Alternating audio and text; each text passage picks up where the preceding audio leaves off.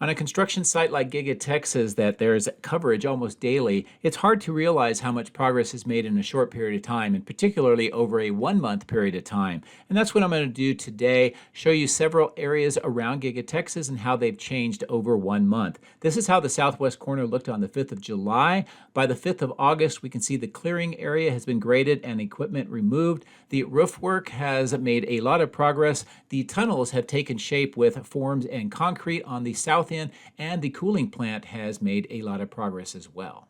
Here's a closer look at that southwest corner where the glass company had its equipment, its workshops, and also some of the glass waiting for installation. 1 month later, on the 5th of August, we can see how much grade work has been done and the equipment removal, the roof work that is underway, and the tunnel that is making a lot of progress on the right-hand side of the screen. Moving to the south end, this is how the tunnels looked at the 5th of July. The screw-type piers are installed. We can see the tips of them, some rebar, but no formwork. 1 month later, some of the concrete has been poured, some more of the forms, rebar, and the amount of progress here and transformation has been amazing in just 1 month. Moving to the southeast corner, this is how the cooling plant and the interior of the east side of the extension look like on the 5th of July. 1 month later, we see clearing on the ground on the left-hand side of the screen, interior walls and fit out of equipment inside. We see the equipment, pumps and pipes on the bottom of the cooling plant are installed, and the insulation and also some electronic wiring has been installed on the roof.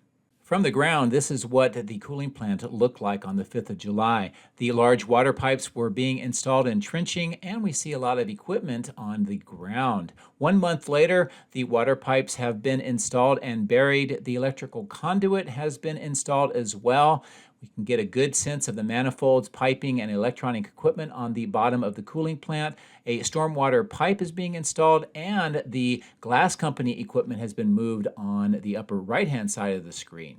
Moving on to the roof, this is what it looked like on the 5th of July. Most of the insulation over the supercomputer cluster has not been installed yet, neither has much of the wiring. 1 month later, you can see how much of the insulation has been installed, also roof drains, and along the right-hand side, the electronic wires that run around the parapet wall to the north to power the supercomputer cluster. Further to the east, progress with the lined pond, the river road extension, and the berm around the pond has been made. This is what it looked like on the 5th of July. 1 month later, we can see the perimeter fence has been installed around the pond. The berm has had a landing for equipment plus driveways for vehicles, and where the glass company equipment has been relocated. Across the highway, this is what the boring company site looked like on the 5th of July. They were already dismantling much of the operation since the tunnel itself was completed. And then 1 month later, we can see how much cleaner the entire site has become, and most of the work has been on the inside of the tunnel, especially with the road drivable surfaces being installed. On the 5th of July, this is how the opening for the tunnel appeared.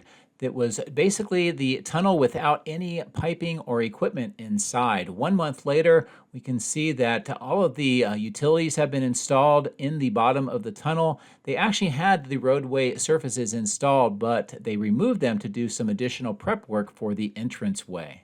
On the north face of the main factory, 3 receiving doors had been added on the left-hand side of the north wall.